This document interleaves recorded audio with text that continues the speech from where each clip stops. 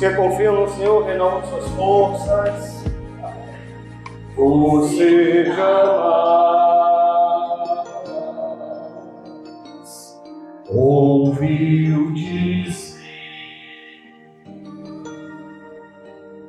que o eterno Deus, Senhor, Criador da terra e céu, nunca se cansa, nem se fatiga. O seu modo de agir ninguém poderá compreender. Os que esperam no Senhor se erguerá das cinzas. Quem espera no Senhor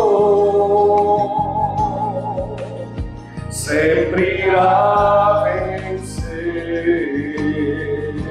Como águia? Como águia voará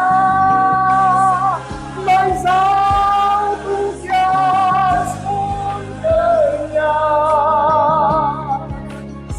renovando seu vigor,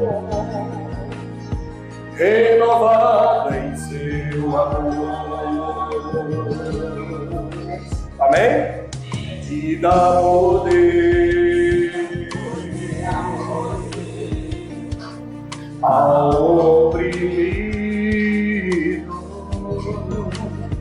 faz um pobre pecador vencer desafios impossíveis. Muitos se cansarão,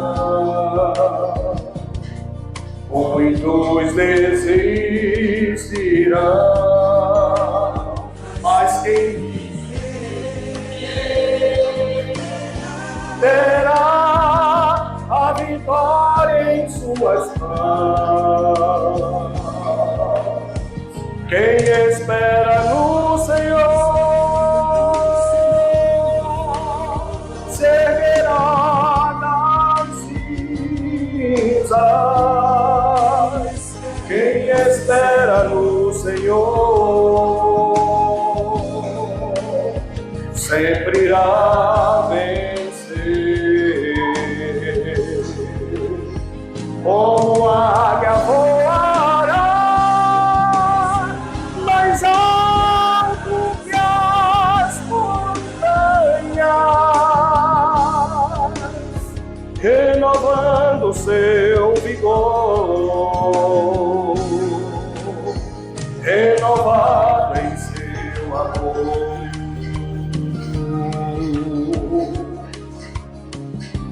O Senhor nos fortalece, fortalece ao cansado, fortalece o oprimido, fortalece aquele que não tem mais forças.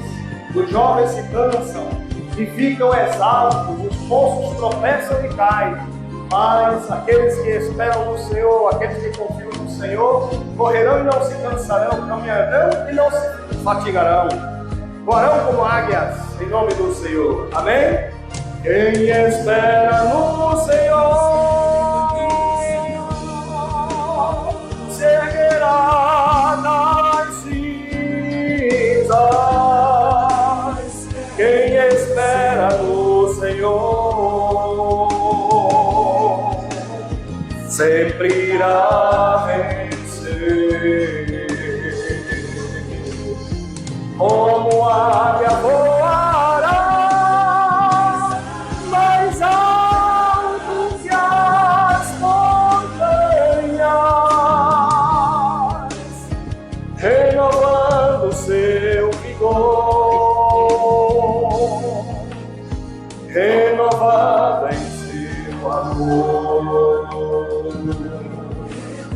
renovando seu vigor, renovada em seu amor. Amém? Amém. Deus seja louvado. O que espera no Senhor, que confia no Senhor, terão suas forças renovadas. É de grande importância podermos exercitar a nossa fé e a confiança no nosso Deus para renovar as nossas forças. E em matéria de relação, se faz grandemente necessária, porque quando Deus criou o mundo, Deus criou tudo tendo como base as relações. Deus criou todo mundo tendo como base as relações. Nada do que Deus fez foi de maneira individual ou individualista. Ele fez tudo tendo base as relações, né? E no universo existe a entropia. A entropia. Eu não sei se você já ouviu esse termo, chamado entropia.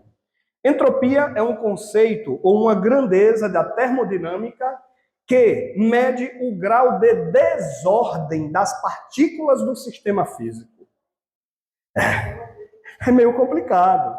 Ou seja, a entropia mede a desordem que existe no universo. E ela mostra que tudo parte da ordem para a desordem. Tudo começa na ordem para a desordem. E tendo como base a entropia, os cientistas dizem que chegará um momento distante no nosso universo que o nosso universo chegará na entropia máxima, ao ponto de se desintegrar, de destruir. Isso é chamado cientificamente de morte térmica. Enfim, em suma, o que os cientistas estão dizendo é que um dia o nosso mundo vai ser o quê? Vai ser destruído. Porque tudo parte da ordem para a desordem. De uma maneira bem simples, bem prática. Se eu pego essa Bíblia e coloco essa Bíblia aqui ou guardo em casa, em algum lugar, não sei, e deixo essa Bíblia aqui do jeito que ela está, e eu voltar aqui sem ninguém nunca mais ter pego essa Bíblia, usado essa Bíblia, e eu voltar aqui depois de 2 anos, essa Bíblia estará do mesmo jeito? Sim ou não? Ela não estará do mesmo jeito. Ela estará numa condição pior. Porque todos os elementos, eles partem da ordem para a desordem. Então, se uma Bíblia é deixada aqui depois de 2 anos eu voltar, ela vai estar com a sua capa ressecada, não é verdade? Possivelmente descascando. Suas páginas estarão amareladas, ressecas. Não é verdade assim? Né? A cola, né, das páginas ressecadas, possivelmente algumas páginas, o quê? Se soltando. Não é assim que acontece? Então, tudo parte da ordem para a desordem. Para a desordem. E isso aconteceu. Quando isso aconteceu? Porque Deus criou tudo perfeito. Deus criou tudo maravilhoso. Mas um dia, o pecado entrou no mundo. E em Gênesis, no capítulo 3, eu estava procurando minha Bíblia. Aqui. Em Gênesis, no capítulo 3, olha aqui, ó, Gênesis capítulo 3, versículo 10, nós encontramos, ó, ele respondeu, ouvi a tua voz no jardim e, porque estava nu, tive medo e me escondi. Isso foi o quê? O homem se escondeu de Deus por causa do pecado. Então, a entropia começou quando o homem pecou. A partir do momento do início do pecado, veio a degradação, o início da degradação como resultado do pecado, sobre todas as relações que Deus havia criado, sobre tudo que havia Deus criado. O pecado, ele foi o start para a entropia. O pecado foi o início para a degradação de todas as coisas. Por quê? Quando Deus criou todas as coisas, isso está em Gênesis capítulo 1, verso 30, capítulo 1, verso 31, diz assim, olha, no Gênesis capítulo 1, verso 31, diz: viu Deus tudo quanto fizera, e eis que era muito bom. Houve tarde de manhã, o sexto dia. Depois que Deus criou todas as coisas, Deus olhou para a obra da sua criação e disse que tudo era o quê? Muito bom. Ou seja, para Deus, o Criador dizer muito bom é porque tudo estava em plena perfeição. Tudo estava perfeito. Tudo estava em plena harmonia. E todas essas coisas, as coisas que Deus criou, Ele criou tendo como base os relacionamentos. Porque os relacionamentos, as relações, elas são, e sempre foram, dentro do plano de Deus, a estabilizadora da ordem e para promover o bem-estar do homem. Primeiro, deveria haver uma relação perfeita e maravilhosa na biosfera, em que aquilo que Deus criou. Deus criou todas as coisas antes para colocar o homem, e tudo Deus fez em plena e perfeita harmonia no que tange a obra da criação. As plantas, os animais marinhos, as plantas marinhas, os animais, a terra, a vegetação, tudo estava numa ordem perfeita na natureza. E essa relação de ordem na biosfera, se relacionando com o homem que deveria cuidar da obra da criação, para que essa obra se mantivesse em perfeição, fosse cultivada e pudesse continuar em perfeição, era uma relação da própria biosfera e entre o homem e a biosfera, entre o homem e a natureza. Mas havia também a relação entre o homem e a mulher. Quando Deus criou o homem, ele não fez de maneira individual ou para que fosse individualista. Sim, Deus fez primeiro o homem, só o homem, e depois a mulher, mas para dar um sentido de necessidade no coração do homem. Na verdade, Deus criou primeiro o homem para que, ao observar o relacionamento da própria biosfera, da própria natureza, este homem sentisse a necessidade de ter uma relação com um ser igual a si. E foi aí então que Deus fez o quê? A mulher. Deus fez a mulher. Por isso, no livro de Gênesis, no capítulo 2, no verso 18, diz: disse mais o Senhor Deus, não é bom que o homem esteja só. Far-lhe-ei uma auxiliadora que ele seja idônea. Porque o homem já havia sentido a necessidade de se relacionar com um ser igual a si. Então havia, em primeiro lugar, o relacionamento do homem com a natureza, e a natureza em si, em um estado de perfeição.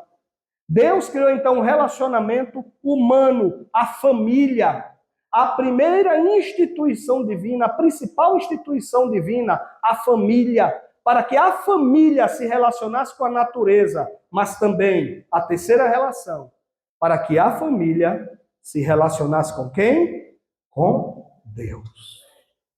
Era plano de Deus que o ser humano fosse o seu propósito, o seu protótipo de relacionamento aqui na Terra. Era desejo de Deus se relacionar com o homem, com o ser humano. Em Gênesis 3, no versículo 8, Gênesis 3, no versículo 8, diz: quando ouviram a voz do Senhor Deus, que andava pelo jardim, pela viração do dia, esconderam-se da presença do Senhor. Da presença do Senhor Deus, o homem e a mulher, entre as árvores do jardim. Vejam, não só mostra a entrada do pecado, mas também mostra o desejo do relacionamento de Deus com o homem. O homem queria, ou Deus queria se relacionar com as suas criaturas. Era comum esse relacionamento todos os dias. Deus visitava o homem todos os dias para ter com o homem um envolvimento, um relacionamento, e assim Deus poder edificar a humanidade, cada dia mais semelhante a Ele mesmo. Porém, veio o pecado. O pecado entrou na humanidade e trouxe consequências para todas as relações. No verso 8 e 10 do capítulo 3, nós mostramos as consequências naturais, as consequências as consequências espirituais, a consequência entre o homem e Deus, no relacionamento de Deus para com o homem.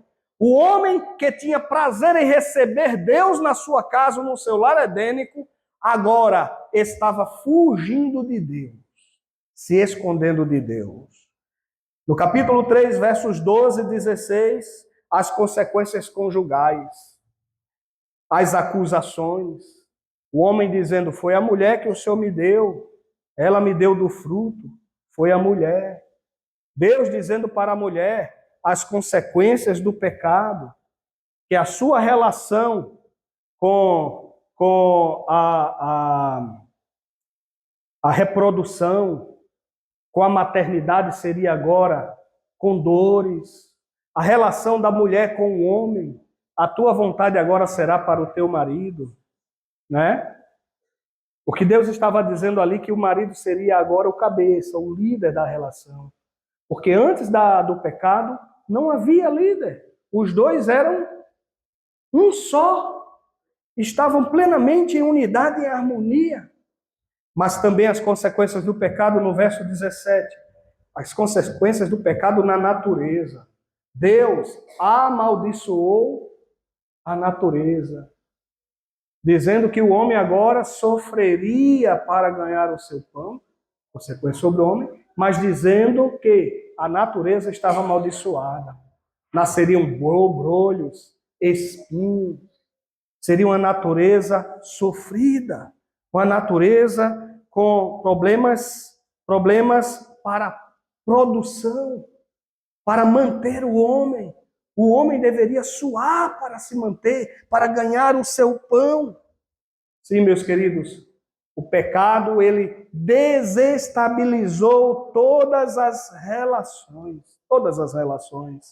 Sindel Baxter, no seu comentário bíblico a respeito de Gênesis, chamado O Homem e a Coroa da Criação, diz: existe, pois, produção à semelhança de Deus, provisão para o corpo, para prova para a mente, e progressão até o ponto de satisfazer o coração. Ou seja, esse era o plano de Deus, que o homem pudesse, através da sua relação com a natureza, do que Deus criara, se desenvolver e fazer a natureza também se desenvolver. Mas isso foi quebrado quando o pecado entrou no mundo.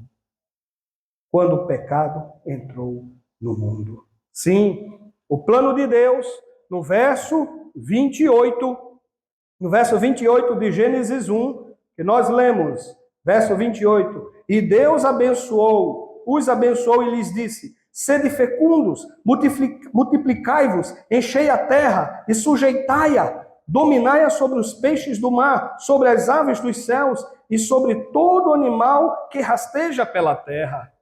Deus deu ao homem o domínio sobre toda a obra criada, mas que esse domínio fosse exercido de que maneira?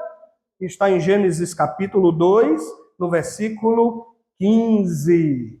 2, versículo 15, que diz, tomou, pois, o Senhor Deus ao homem e o colocou no jardim do Éden para o cultivar e o guardar. Então, o domínio do homem sobre toda a obra da criação deveria ser através do cultivo e da guarda.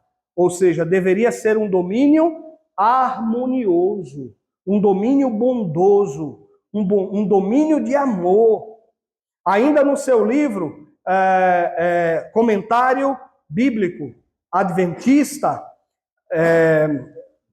Delister diz na página 49, o domínio sobre todas as criaturas era não sobre o conteúdo, mas era para cuidar, baseado no amor, como uma extensão de Deus. O homem, portanto, deveria ser sobre toda a obra criada, deveria ser o representante de Deus e promover o bem-estar de todas as relações. A relação com a natureza, a relação familiar e na relação com o próprio Deus. Sim, sim. Quando Deus fez a mulher para o homem, ele disse no verso 24 do capítulo 2, que eles deveriam ser uma só carne, uma unidade, uma união harmoniosa. Mas o que o pecado trouxe? Instabilidade relacional, sofrimento e desconfiança. Foi isso que o pecado trouxe para o homem. Foi isso que o pecado trouxe para as relações familiares. No livro O Lar Adventista, na página 114, nós lemos a seguinte mensagem: a esposa deve respeitar o marido. O marido deve amar sua esposa e mostrar desvelo por ela, unindo-se nos votos matrimoniais, como um só ser. Sua crença em Cristo deve fazer que sejam um com Ele. O plano de Deus era que o homem e a mulher fossem uma só carne e estivessem em plena harmonia, um e outro, mas também ambos em plena harmonia com Deus. Mas o pecado trouxe prejuízos. O pecado também distanciou a família de Deus. No livro Mensagens Escolhidas, volume 1, página 290, nós lemos uma mensagem interessante. Antes da queda, nenhuma nuvem passou sobre o espírito de nossos primeiros pais para obscurecer sua clara percepção do caráter de Deus. Não havia nenhuma desconfiança de Deus. Sua clara percepção do caráter do Pai estava em plena harmonia. Estavam perfeitamente conformados com a vontade divina. Como vestes, circuncidava-os uma linda luz. A luz de Deus, o Senhor, visitava cada dia o santo par, mediante as obras da sua mão. Vejam, os homens, segundo a palavra de Deus, eles estavam como? Estavam nus. Homem e mulher estavam nus. Mas eles não se envergonhavam. Por que eles não se envergonhavam? Porque existia uma luz divina que cobria as suas vergonhas. A roupa do homem e da mulher era a glória de Deus. Era a glória de Deus. Meus queridos, mas o pecado trouxe escuridão, trouxe trevas. E quando o homem pecou, diz a palavra de Deus em Romanos no capítulo 3, verso 23, podemos abrir Romanos capítulo 3, Romanos capítulo 3, verso 23, diz: pois todos pecaram e carecem da glória de Deus. Aquela glória antes do pecado, que cobria o santo par de suas vergonhas, se apagou. E quando se apagou, o homem procurou se esconder de Deus, porque perceberam que estavam o quê? Nus. E Deus perguntou: mas quem falou que vocês estavam nus? Vocês comeram do fruto proibido? Cometeram o pecado? Como consequência, Gênesis 3, 23 e 24, eles foram expulsos do paraíso e expulsos da presença de Deus. Expulsos da presença de Deus. Meus queridos, Deus formou a família, o homem e mulher, a família, para que em suas relações com a natureza e em suas relações com Deus houvesse perfeição. E houvesse o quê? Harmonia. Mas o pecado trouxe a entropia nas relações familiares. Trouxe a entropia ou a desordem na relação do homem com a natureza e na relação do homem para com Deus. Desordem. E o destino final, segundo os cientistas da entropia, qual é? É a destruição total. É a destruição total. Mas existe o antônimo, o contrário da entropia, que é a sintropia. A sintropia, ela é a ordem de todas as coisas. A ordem de todas as partículas. E graças a Deus que Jesus, ele é a nossa sintropia. Jesus é aquele que é capaz de trazer para todas as relações humanas a harmonia, a ordem e a restauração. Porque, segundo o apóstolo Paulo, no livro de 2 Coríntios, nós podemos abrir no capítulo 5, 2 Coríntios, capítulo 5, 2 Coríntios, capítulo 5, no verso 19, 2 Coríntios, capítulo 5, verso 19, nós lemos: a saber que Deus estava em Cristo, reconciliando consigo o mundo, não imputando aos homens nas suas transgressões, e nos confiou a palavra da reconciliação. Amém? Então Deus reconciliou consigo o quê? O mundo. Através de quem? De Cristo Jesus. Jesus veio a este mundo, segundo ele mesmo falou em Lucas capítulo 19, verso 10, depois da experiência, de uma experiência de salvação. Ele diz: pois o Filho do Homem veio buscar e salvar o que se havia perdido. Jesus, ele veio buscar e salvar o perdido através do seu amor. Paulo, no livro de Romanos, capítulo 5, verso 8, diz que Deus prova o seu amor para conosco pelo fato de ter enviado Jesus para morrer em nosso lugar, enquanto nós éramos ainda pecadores. Então, a função de Jesus, segundo a palavra de Deus, foi restaurar, reconciliar a humanidade perdida com Deus, trazer restauração e trazer transformação.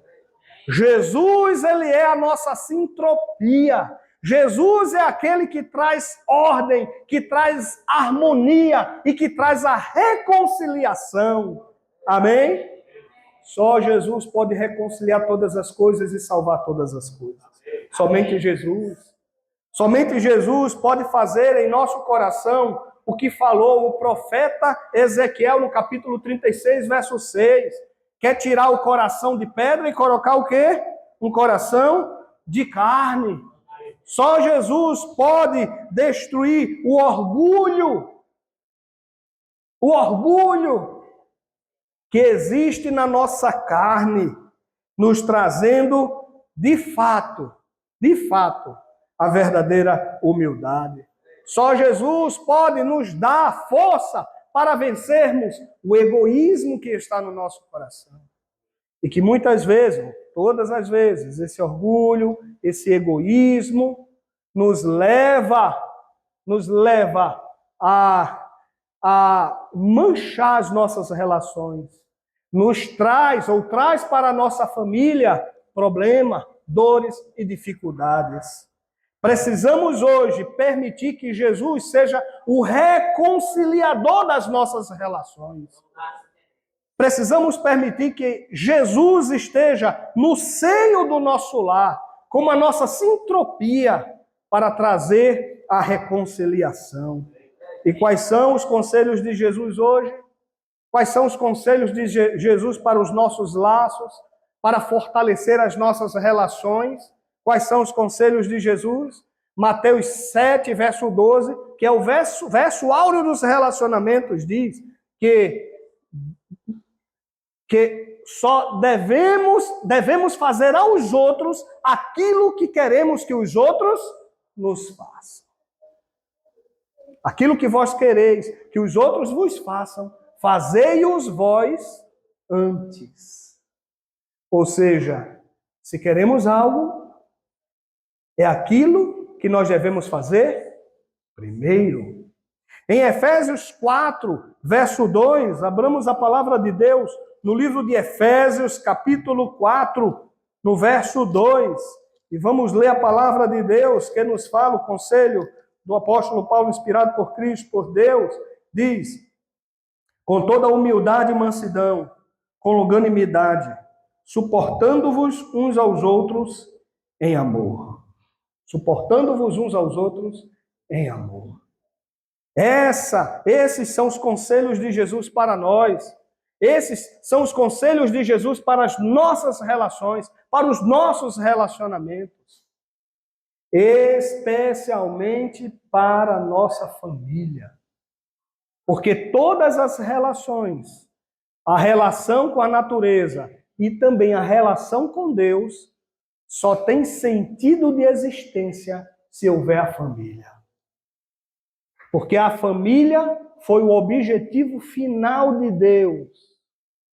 Quando Deus quis criar um universo, um mundo para ele se relacionar, ele escolheu a unidade familiar para que através dela ele pudesse ter essa relação.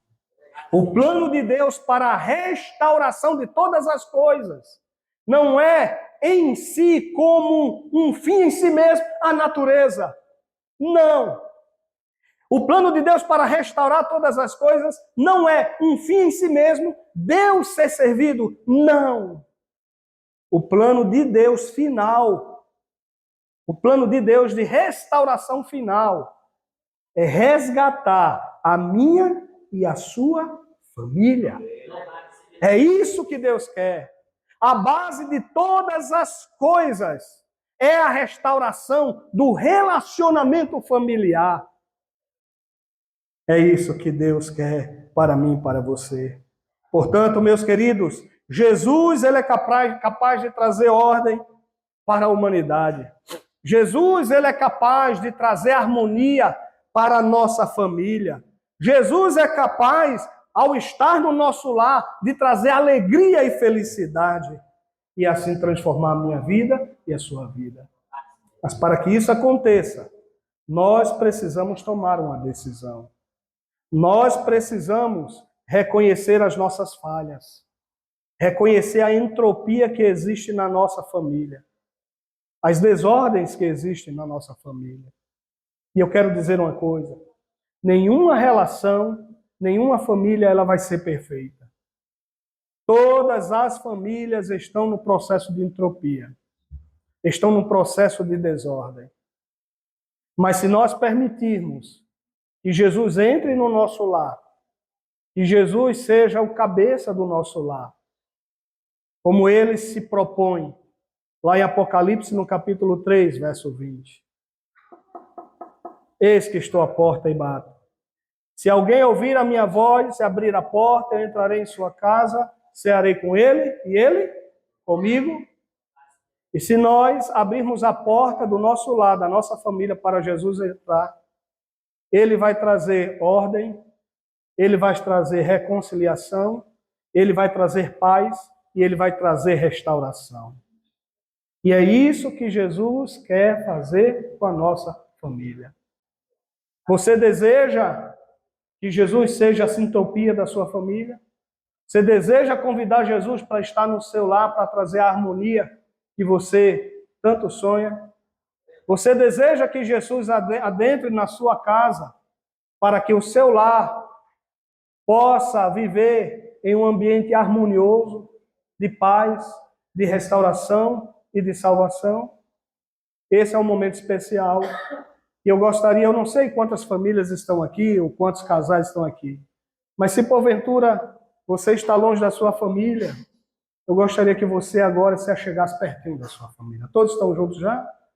Mas se de repente o filho está longe do pai ou da mãe, chegue perto do pai e da mãe, ou um irmão, ou enfim, ficássemos em família. E eu gostaria de apelar ao seu coração nesta noite. É o seu desejo que Jesus traga a verdadeira harmonia para o seu lar, o resgate, a restauração, a reconciliação, e Jesus possa expulsar da sua família a entropia que veio através do pecado, da queda, e Jesus seja a sintropia de amor, de resgate e salvação. Se esse é o desejo da sua família nesta noite, eu peço que você se coloque em pé neste momento. Se coloque em pé. E o seu ato será um ato pedindo a Deus: Jesus, eu quero que o Senhor entre no meu lar, trazendo harmonia, resgate, restauração e salvação. A irmã Sandra, neste momento, vai cantar o hino. Eu gostaria que todos nós pudéssemos escutar, meditar na letra desse hino, juntos em família, para que depois nós oremos, colocando a nossa família nas mãos de Jesus e convidando Jesus para ser o restaurador e o reconciliador do nosso lar. Boa noite.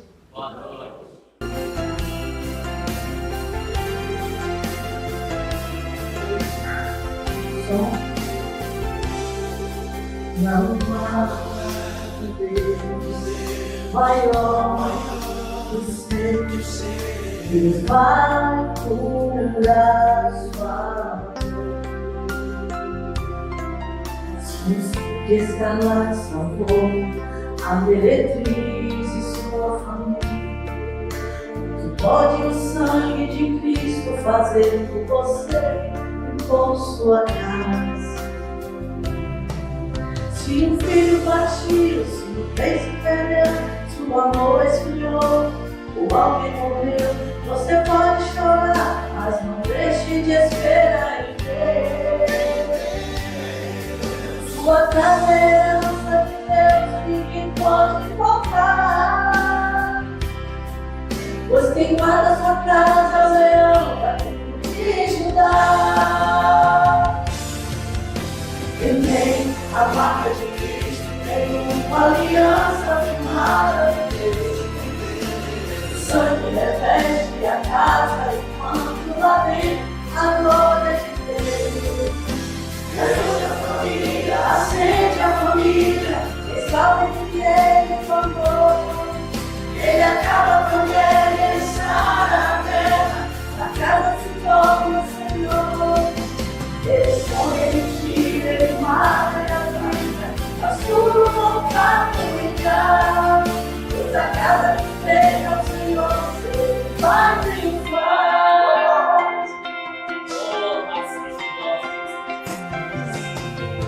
Se o filho partiu, se o bem se perdeu, se o amor esfriou, o alguém morreu, você pode chorar, mas não deixe de esperar em Deus.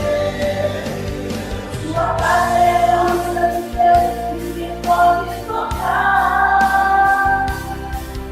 Pois quem guarda sua casa, leão, de Judá. Quem tem a marca de Cristo, tem uma aliança firmada com Deus.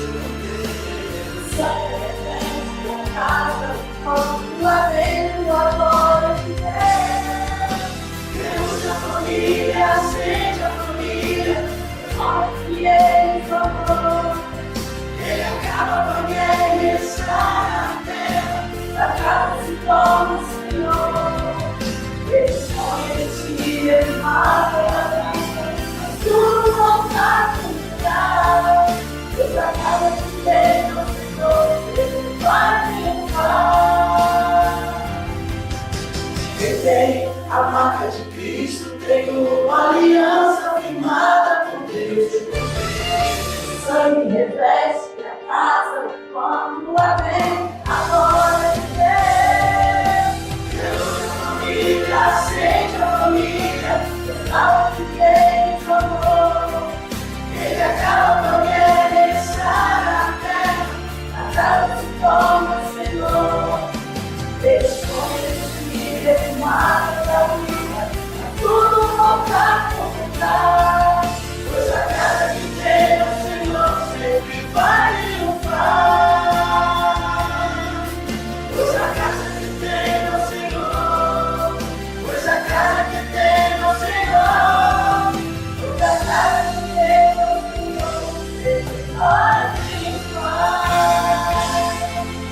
Amém. Amém. É Cristo que traz ordem para o lar. É Cristo que traz a reconciliação, a restauração. É Cristo que restabelece todas as coisas no lar. Jesus é a nossa sintropia. O pecado trouxe a entropia, que é a destruição. E Jesus traz a sintropia, que é a restauração. Ele é capaz de trazer as coisas da desordem para a ordem e transformar todas as coisas. Obrigado, minha irmã Sandra, por essa música. Muito a ver com a mensagem. Vamos orar então em família? Querido Deus e Pai que estás no céu, nós queremos reconhecer que a nossa família está tendo como base numa relação falha. Mas pela fé, nós queremos entregar a nossa família em tuas mãos. Queremos convidar Jesus para que entre em nosso lar, a fim de trazer a renovação, a restauração, a reconciliação. Pois Jesus é o nosso reconciliador. E Jesus transforma o nosso coração, transforma a nossa família. E que no nosso lar haja harmonia, união e amor, através de Cristo Jesus. Para tanto, queremos neste momento firmar um compromisso com o Senhor, que é abrir o nosso lar para a tua habitação, a fim de que o Senhor entre, more conosco e transforme a nossa família, as nossas relações, trazendo harmonia, amor e paz. E pedimos em nome de Jesus. Amém.